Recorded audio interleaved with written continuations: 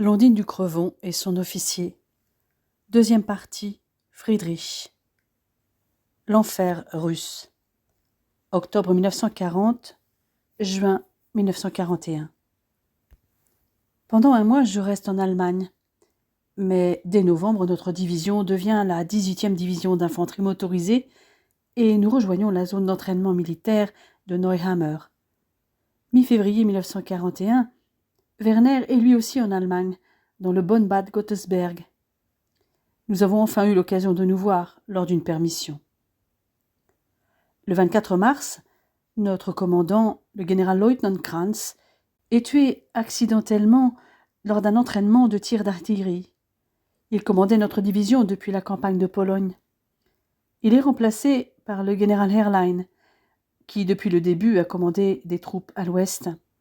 Ce remplacement ne change rien à notre quotidien. Moi qui espérais rentrer chez moi, comme la plupart de mes camarades, j'ai vite déchanté. Il se prépare apparemment une opération secrète. L'invasion de l'Angleterre ? Ce projet n'a jamais été un secret. Grisés par nos succès en Norvège, aux Pays-Bas, en Belgique et en France, ceux qui nous dirigent ne doutent de rien. Envahir l'Angleterre ? Un seul a réussi, Guillaume le Conquérant. Mais c'est plutôt Napoléon qui fascine Hitler.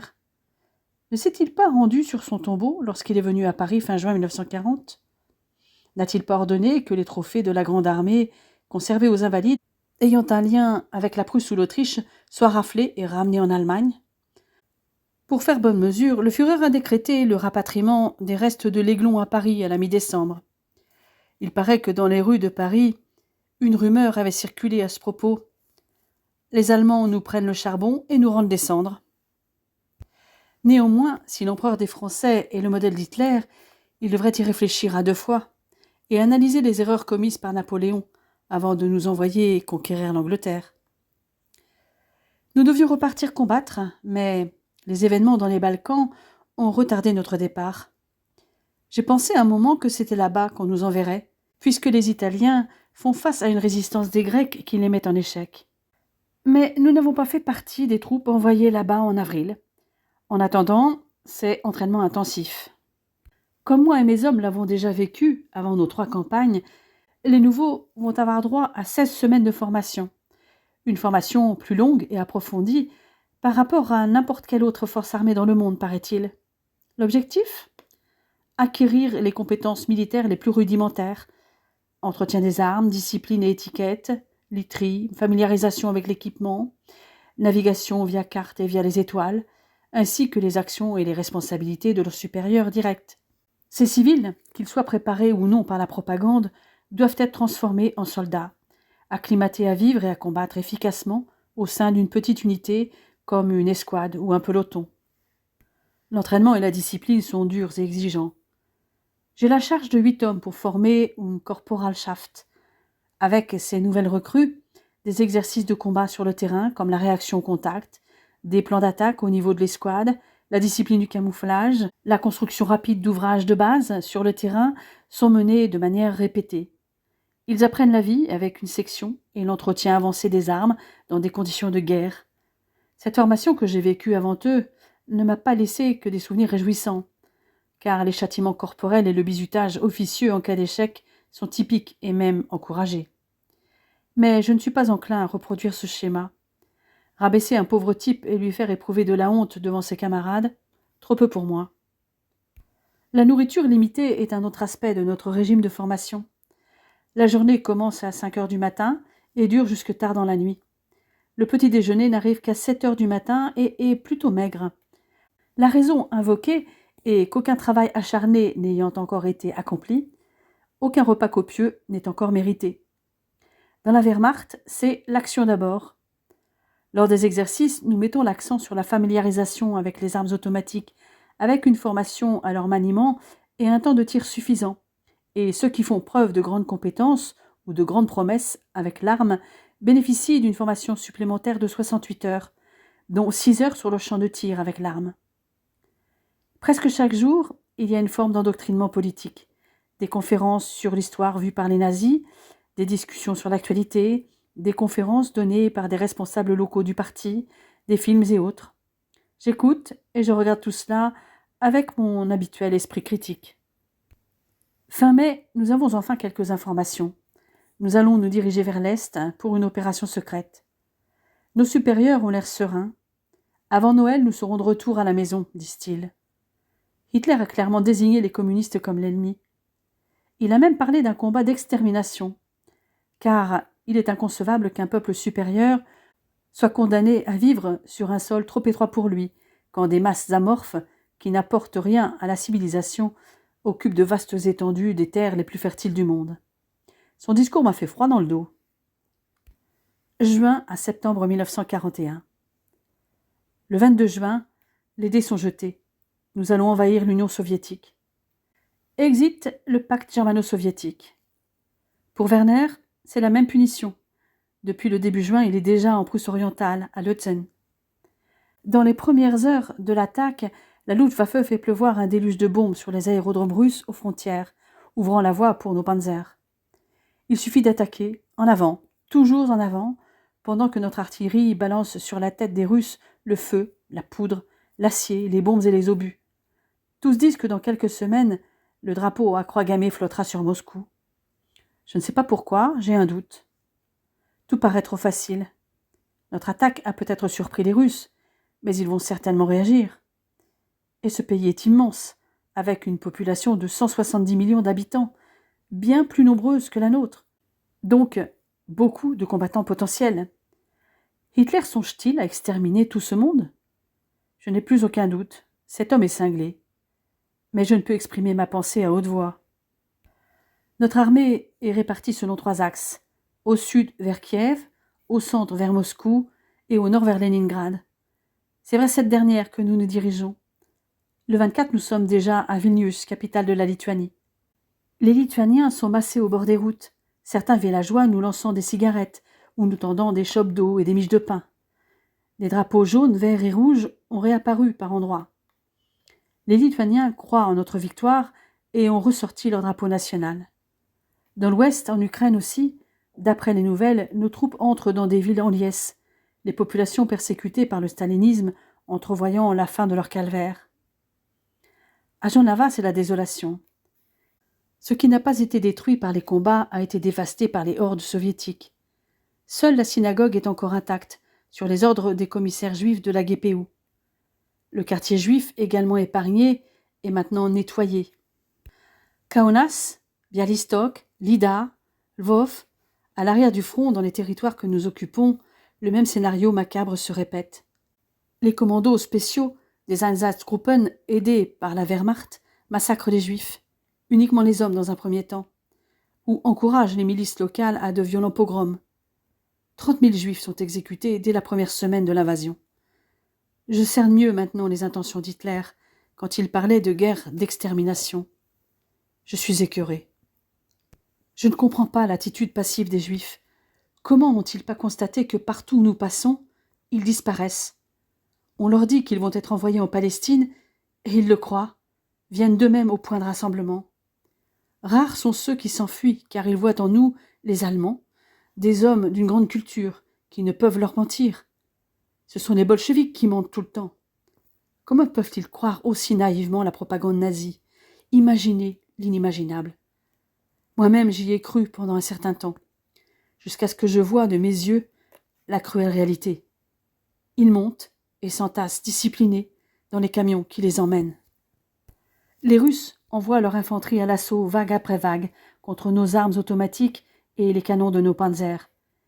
Ils semblent ne pas savoir quoi faire en réalité et perdent inutilement quantité d'hommes et de matériel. Nous rencontrons nos premiers prisonniers qui portent des blouses d'aspect peu militaire. Leurs têtes sont rasées de près, leurs visages sans expression. Une semaine plus tard, nous prenons Riga, la capitale lettonne, dépassant les prévisions les plus optimistes de nos chefs. Une volée de cloches nous y accueille. Annexés 2 ans auparavant, les Baltes espèrent retrouver leur indépendance. S'ils savaient. Minsk, la capitale biélorusse, est à portée de canon. Nous perçons les lignes soviétiques et les piégeons dans des encerclements géants, les chaudrons. Le 28 juin, après 3 jours de violents combats, Minsk est conquise. Une prise de taille pour notre Wehrmacht. C'est là que je croise de nouveau la route de Werner. Mais la bataille n'est pas terminée. Artillerie, blindés et aviation pilonnent pendant des jours les soldats soviétiques piégés dans les chaudrons, et qui sont vite à court de munitions et d'obus. Des dizaines de milliers d'entre eux tombent sous notre feu. Le 9 juillet, les survivants n'ont d'autre choix que de se rendre. Près de 300 000 soldats sont faits prisonniers. Une file interminable d'hommes descend la route vers nous en traînant les pieds. J'entends juste un bourdonnement discret, comme celui d'une ruche d'abeilles. Je ne vois même pas la fin de la colonne. Pour beaucoup de nos supérieurs, l'armée rouge ne pourra jamais s'en remettre. Pourtant, en Ukraine, sur le front sud, la situation est loin d'être maîtrisée. Chaque kilomètre gagné l'est au prix de pertes importantes, car les soviétiques se défendent coûte que coûte. Dans la prison locale de Loutsk, dévastée, nos troupes ont découvert un spectacle atroce. Plus de 100 hommes, sans doute des prisonniers politiques, ont été massacrés comme du bétail par l'armée rouge avant qu'elle batte en retraite. Du coup, les quelques soldats soviétiques planqués dans leurs cachettes qui ont été débusqués et les juifs, trouvés au même endroit, ont eu droit à un solo de fusil vengeur par un de nos soldats résolus à envoyer cette racaille tout droit en enfer. Pour beaucoup de nos soldats, chauffés à blanc par la propagande nazie, c'est la clique judéo-bolchevique qui dresse le peuple soviétique contre l'Allemagne. Les commissaires politiques, forcément juifs, ils en sont sûrs, fanatisent les soldats de l'armée rouge par la terreur. Nous avons d'ailleurs reçu l'ordre de ne pas les traiter comme des prisonniers de guerre, mais de les fusiller systématiquement. Des effigies de Staline sont brûlées, des bustes de Lénine pendus haut et court. Tout ça me rend dingue. Les barbares sont autant de notre côté que de celui des Russes. Fin juillet, les Soviétiques se lancent toujours dans des contre-attaques mal coordonnées et coûteuses en vies humaines. Mais ils semblent mieux armés et pour la première fois parviennent à freiner notre avancée. Ce n'est plus la simple balade vers Moscou que prophétisaient nos dirigeants. L'opération Barbarossa n'est pas le triomphe espéré et le gouvernement bolchevique ne s'est pas effondré. Cette guerre va être plus longue que prévu. J'ai l'impression que même si nous parvenons jusqu'à Moscou, ce qui est loin d'être fait, la guerre continuera, dans n'importe quel endroit de ce pays sans fin. Dans l'infanterie, nous abattons des étapes de 30 à 60 km par jour. Les raids des panzers du début de l'offensive nous ont laissés loin derrière. Nous devons les rattraper à marche forcée dans la chaleur d'un soleil implacable qui brûle nos crânes et dans la poussière, si épaisse que je ne vois même pas la personne qui marche devant moi et que mes yeux sont enflammés. Cette saleté s'infiltre partout. Nous avons à peine le temps de manger et nous n'osons pas penser à dormir. Pendant les rares pauses, nous nous traînons sur nos jambes flageolantes, nous tombons à terre comme des mouches et dormons à l'abri des véhicules au milieu de la poussière. L'eau vaut de l'or.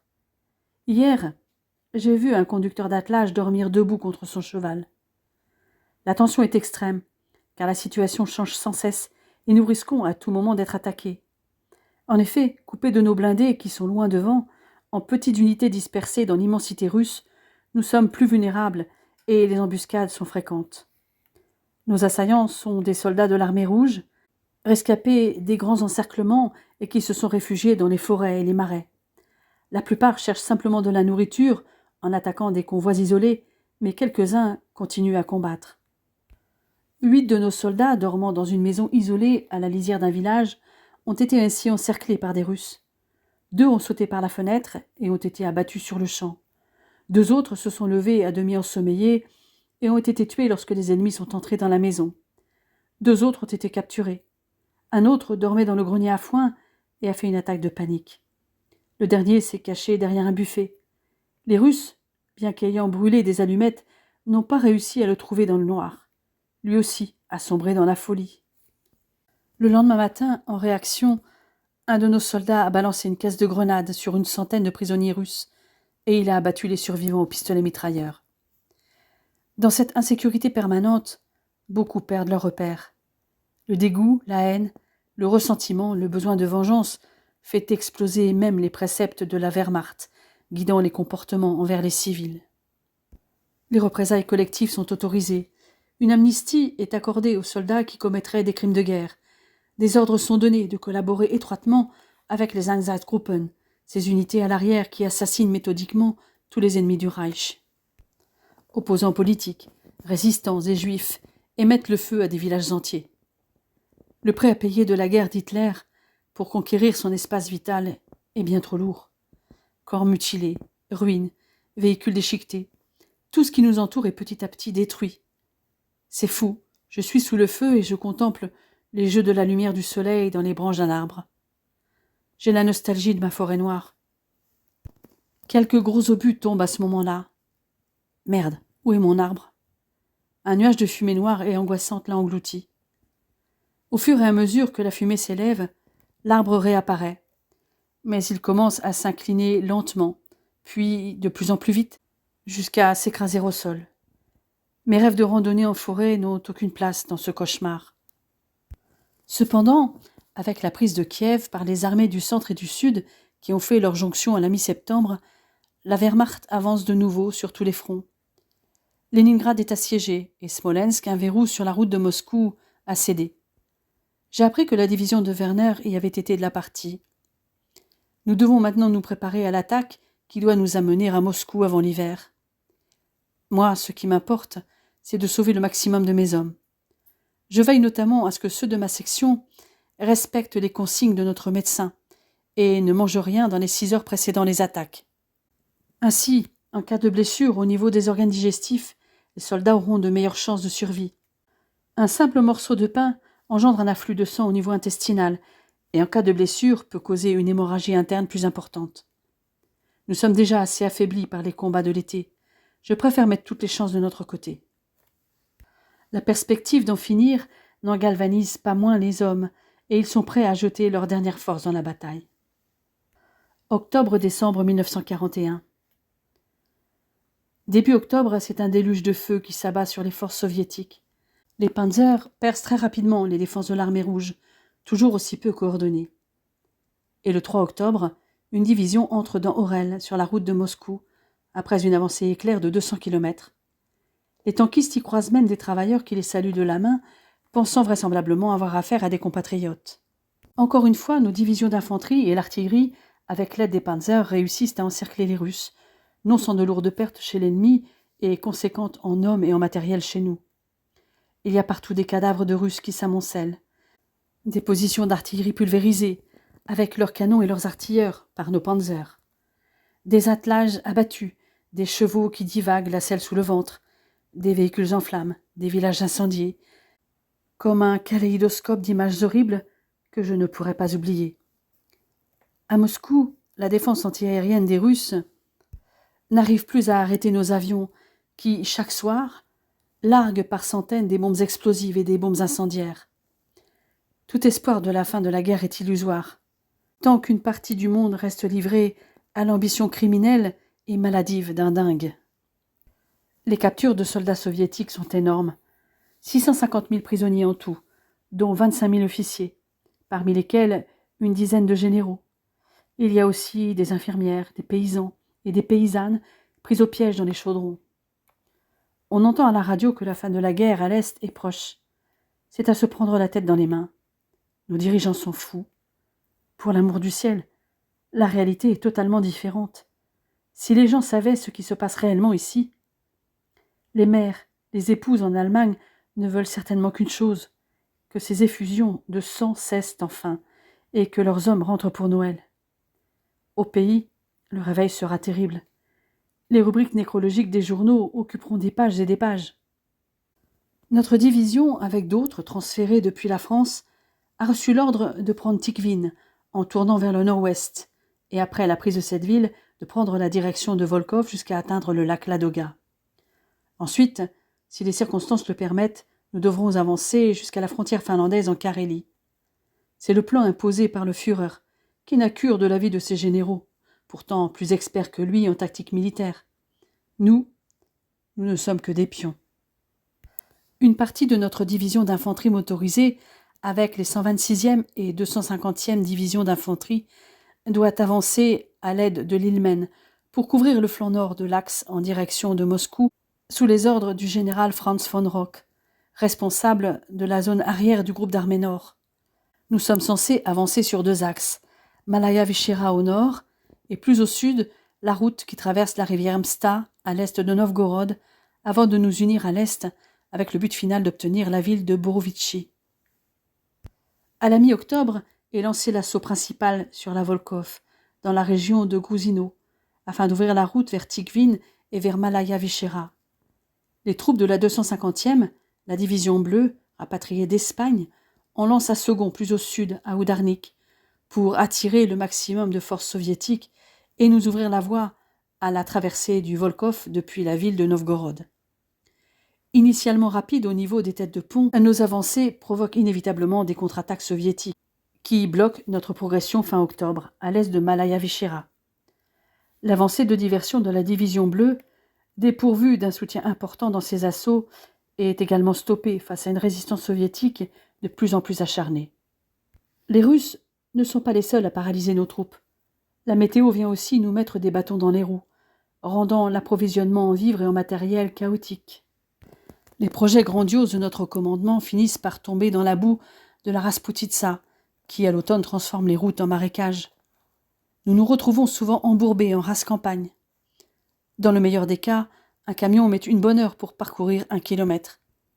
Essence pour les véhicules, pain pour les hommes, avoine pour les chevaux, rien ne passe. Les charrettes à chevaux, les canons sont bloqués. Nous passons plus de temps à pousser des véhicules qu'à combattre. Les hommes n'en peuvent plus.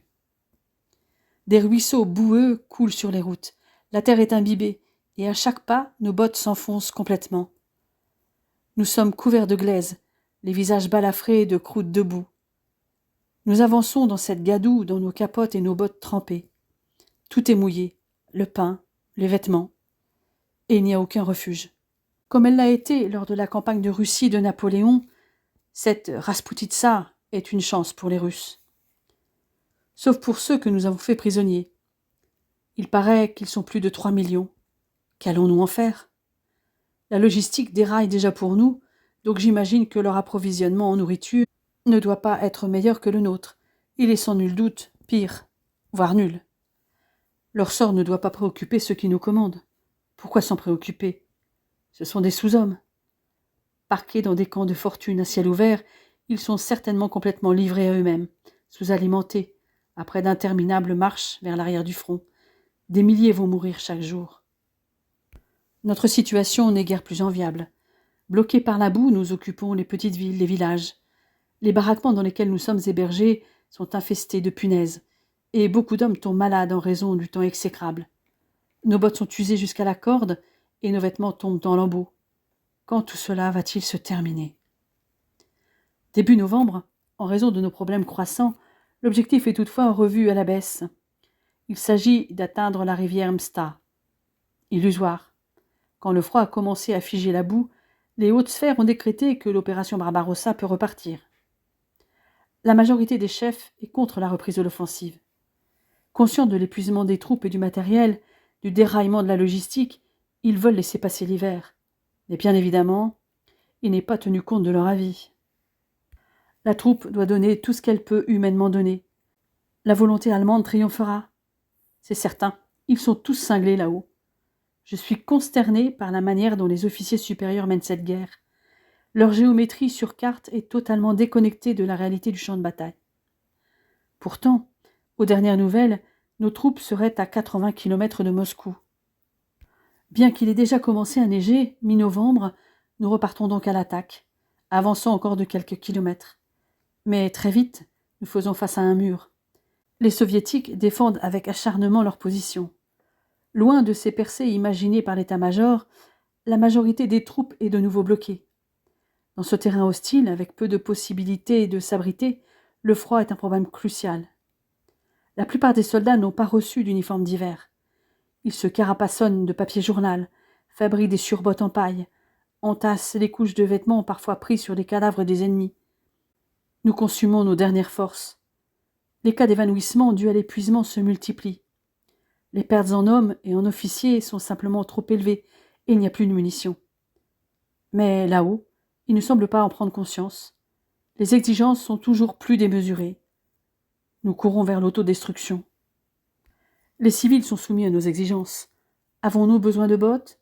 Nous les prenons aux vieillards et aux femmes le long des routes. Nous ne voulons pas cela, nous y sommes contraints. Nos cuisiniers abattent les cochons et les veaux trouvés en route, mais cela ne suffit pas. Alors nous prenons aux femmes et aux enfants leurs derniers morceaux de pain. Nous fourrons dans nos sacs le peu de beurre et de graisse qu'il leur reste. Chargeons nos véhicules du lard et de la farine pris dans leurs réserves. Buvons le lait, volons le miel. Leurs larmes, leurs supplications, leurs malédictions ne nous font pas fléchir. Nous souffrons de diarrhée, notre estomac est un marécage en fermentation, nous nous dégoûtons. Notre fatigue surmonte tout, notre vie, notre pensée. L'envie de fuir, le manque de sommeil, la faim, la torture des marches forcées nous a rendus aigris, au point que nous sommes devenus insensibles aux souffrances des autres. Certains exhibent ces biens mal acquis et jouissent de l'impression qu'ils font avec un pistolet sur une femme sans défense qui a la malchance d'être russe. Ce que nous vivons actuellement traduit ce dont s'est toujours vanté Hitler. Il y a deux choses qui peuvent unir les hommes, les idéaux communs et la criminalité partagée. Je ne suis pas fier de lui donner raison sur ce point. Je ne me reconnais même plus. Le désespoir et la culpabilité m'envahissent. Une profonde honte me submerge. Je ne mérite pas d'être aimée. Quelle femme pourrait aimer quelqu'un comme moi? Les exactions contre les civils s'accroissent encore, avec la confrontation avec notre défaite qui plane et la peur de la vengeance des populations. Nous voyons des ennemis partout. La Wehrmacht se jette dans une véritable fuite en avant criminelle. Non seulement toute personne suspectée d'activité partisane est pendue, mais des centaines de villages sont détruits et leurs habitants assassinés dans le cadre d'une politique de punition préventive. Nous n'avançons plus d'une part. Leningrad résiste et Moscou n'est pas tombé. Quand arrive une contre-offensive russe début décembre, je ne suis pas très étonné. Il fallait s'y attendre. Mais apparemment, nos chefs, eux, sont surpris, croyant les forces russes épuisées, usées. Mais bon sang, ouvrez les yeux là-haut. Ils ont une réserve d'hommes immense par rapport à nous. Nous nous retrouvons acculés, nos lignes percées en plusieurs endroits, n'ayant d'autre choix que celui de reculer. Comment tout cela va-t-il finir? Nous n'en serions peut-être pas là si nous n'avions pas été usés jusqu'à la corde par 6 mois de combats sans repos, accablant à l'extrême nos corps et nos esprits. Nous avons complètement sous-estimé les Russes. Nous courons à la catastrophe, mais à Berlin, personne ne le voit. À Leningrad, les dernières routes d'approvisionnement de la ville ont été coupées et des champs de mines ont été posés afin de décimer les fuyards potentiels. Les 2,5 millions d'habitants sont isolés du reste du pays, puisque depuis 1 mois et demi, nos troupes assiègent la ville sur ordre personnel du Führer. Un assaut aurait été inutilement coûteux en hommes. Le siège a pour but d'épuiser les habitants afin que la ville, bombardée du matin au soir par l'artillerie, tombe d'elle-même. Entrepôts de vivres, immeubles d'habitation, dépôts d'essence, hôpitaux sont touchés et les bombardements font des dizaines de morts chaque jour. Hitler avait annoncé que nous n'entrerions pas dans les villes et que leurs habitants doivent tous mourir. Ce fou prétend que nous n'avons pas à avoir de scrupules, que nous ne sommes pas des bonnes d'enfants, que nous n'avons aucune obligation vis-à-vis de ces gens. Nous n'avons qu'un devoir, germaniser en amenant des Allemands sur place et traiter les indigènes comme des Indiens. Les habitants sont donc condamnés à mourir de faim et de froid. La faim, un moyen de miner la résistance. À la fin du mois de novembre, 11 000 habitants sont déjà morts de faim. Fin décembre, 52 000 de plus. Quant à ma division, quelques jours avant Noël, elle a déjà perdu 9 000 hommes. Nous ne sommes plus que 741 combattants. Lors de la retraite, nous nous replions sur la Volkhov. Mon régiment se distingue particulièrement et combat en position d'arrière-garde, par moins 50 degrés, contre des troupes sibériennes. Mais à quel prix? Silencieux, amers, fantomatiques, nous ne sommes plus que des ombres. J'ai certes été promu lieutenant, mais parce que le nôtre a péri dans ce merdier sans fin. Personne ne peut nous aider là où nous sommes. Tout appel radio est chimérique. Plusieurs hommes s'effondrent. Ils refusent de se lever et restent sur place. Ce n'est qu'en leur donnant des coups de pied, en les poussant avec des fusils pour les faire réagir, que ces malheureux, les yeux vides, finissent par se relever et à se remettre à marcher. Quiconque reste en arrière, livré à lui-même, gèle, ou bien les Russes le trouvent et le battent à mort. Soudain, un sifflement assourdissant. J'ai l'impression d'être devenu sourd. La tête entre les mains, je serre les dents. Bon sang, qu'est-ce qui m'arrive? Je remue mes doigts et mes orteils. De ce côté-là, ça a l'air d'aller. Tout est flou, C'est comme si je regardais à travers un brouillard épais. Sous mes doigts, je sens un liquide chaud. Est-ce le mien ou celui du camarade qui est tombé à côté de moi? Petit à petit, le brouillard devant mes yeux s'estompe. La scène qui se dévoile est horrible. Un de mes soldats, très jeune, à ma droite, hurle. Des larmes inondent son visage. Son bras a été arraché par l'éclatement d'un obus de faible calibre. Le membre gît à côté de lui. Des jets de sang jaillissent de son moignon béant. Si je ne fais rien, il va se vider en quelques minutes. Mais au premier mouvement que je fais, une vive douleur me cisaille les tripes et paralyse le moindre geste. À demi engourdi par la neige, je tâte en tremblant l'endroit douloureux. À mon tour, je pousse un cri. La main couverte de sang, je réalise qu'un éclat a pénétré mes chairs, mais peu profondément semble-t-il. Mes yeux se posent de nouveau sur mon jeune voisin. Je puise en mes dernières forces pour ramper vers lui. Je retire péniblement ma veste pour le couvrir au niveau de son épaule et je fais pression sur sa plaie. Il gémit. Ses yeux me supplient de faire quelque chose. Mais que faire? Je suis complètement impuissant. Médecin, j'ai besoin d'un médecin, braillai-je en scrutant l'espace autour de moi. Lieutenant, dites à mes parents que je les aime, que ma dernière pensée était pour eux. D'accord, murmure-t-il entre deux grimaces de douleur. La lueur de vie dans ses yeux clairs faiblit. Son teint prend une teinte ivoire. Son corps se crispe. Il est en train de mourir. Tais-toi, petit. Je ne vais pas te laisser mourir. Vous savez très bien qu'ici, même si je ne meurs pas tout de suite, les Evans m'abattront. Les traits de son visage se contractent sous l'effet de la souffrance. Je vois bien qu'il essaie de lutter. Mais il a raison. Les Russes ne lui laisseront aucune chance. Je ne peux me résoudre à l'abandonner. Je regarde tout autour de moi et je constate toutes les pertes humaines. Je tente une nouvelle fois ma chance, bien que tous les médecins soient déjà occupés avec d'autres. Docteur, cet homme a besoin de soins tout de suite. Ma main presse toujours son moignon sous ma veste, désormais imbibée de son sang, qui ruisselle sur mes doigts gelés. Encore une fois, je reporte mon attention sur ce gamin, alors qu'il attrape ma main libre et la serre aussi fort qu'il le peut. Ses lèvres s'entrouvent comme s'il voulait dire quelque chose, mais les sons ne sortent qu'avec difficulté. Méfiez-vous de l'ennemi sous toutes ses formes, lieutenant. Il ne fera aucun cadeau. Le monde entier nous voit comme des monstres. Je n'ai pas le temps de répondre. Tout son corps se relâche. Ses yeux se remplissent de vide. Il est mort. Cela n'empêche pas cet illuminé d'Hitler d'ordonner le Haltebefehl pour empêcher la déroute. Nous devons nous arrêter là où nous sommes, opposer une résistance fanatique. Tout mouvement de recul est interdit. Dans notre secteur, il faut conserver la ligne de chemin de fer avec Volkov, point à partir duquel les fournitures vitales peuvent être acheminées vers Leningrad par la route de la vie, ainsi qu'est appelée la voie de communication traversant le lac Ladoga gelé et unique accès à la ville encerclée par notre groupe d'armée nord et les forces finlandaises. Dans ce face-à-face en perspective, ma raison est comme éteinte et survit à peine dans mon corps affamé et exténué. Mon âme ne s'éveille que rarement. Dès que j'ai un moment de libre, je ferme les yeux dans l'obscurité de l'abri et je me souviens de la maison familiale, du soleil de l'été, des fleurs, de ma forêt, des livres que j'aime, de mélodies familières et la faible flamme d'un espoir parvient à me réchauffer dans ce monde glacé de cruauté, de famine et de mort. J'oublie la réalité qui se confond avec le délire de mes rêves. Nous ne sommes pas rentrés pour Noël. Nous n'avons pris ni Leningrad, ni Moscou, mais l'armée rouge n'a pas encore détruit la Wehrmacht non plus. Nos deux armées sont comme deux boxeurs sonnés sur un ring. Tant de vies sacrifiées des deux côtés, tout ça pour satisfaire l'ambition de deux dictateurs. Janvier 1942, février 1943.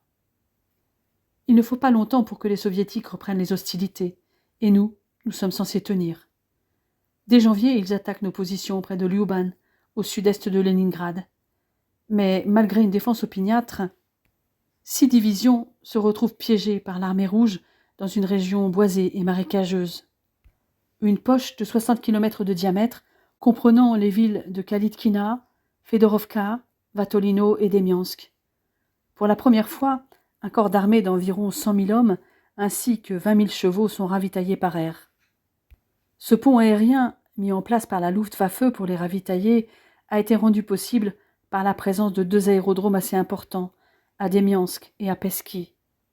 Un mouvement aller-retour de 10 à 15 avions apporte chaque jour 270 tonnes de ravitaillement. En mars 1942, la bataille fait rage dans la poche avec une rare intensité, car les soviétiques sont intervenus avec 6000 parachutistes sautant au cœur même de la poche de Demiansk, vers Lyshkovo, tandis que d'autres s'infiltrent dans nos lignes sur le marais gelé de Nievy et entre Poustinia et Nori. Le 21, notre 18e division d'infanterie, fait partie des 11 rassemblés par la Wehrmacht et passe à la contre-attaque. Nous partons des environs de Staraya Russa, à l'ouest du lac Ilmen, pour venir sur le nord-ouest de la poche en traversant les rivières Polist, Redia et Lovat, en direction de Ramouillevo et Kalitkina. Mais le mauvais temps et surtout la résistance acharnée des Russes bloquent notre opération qui s'enlise pendant près de 2 semaines. Le 5 avril, l'opération est renouvelée parallèlement à la sortie des troupes encerclées. La division SS Totenkopf parvient à se frayer un passage jusqu'à la rivière Lovat, en crue à cause de la fonte des neiges, et le contact est enfin établi, grâce aux troupes du génie, avec le Kampfgruppe Seydlitz, arrivant de l'ouest, dont notre division fait partie, et la 5e Leichte Division. La poche de Demiansk n'est définitivement sauvée qu'au 1er mai, lorsqu'un corridor solide est établi. Elle n'est pas évacuée et restera telle quelle jusqu'à l'hiver suivant, formant un incroyable saillant, relié au front allemand par le mince couloir de Ramouchevo, large de 4 kilomètres seulement et long de 12. Nous faisons partie des troupes qui restent sur ce saillant.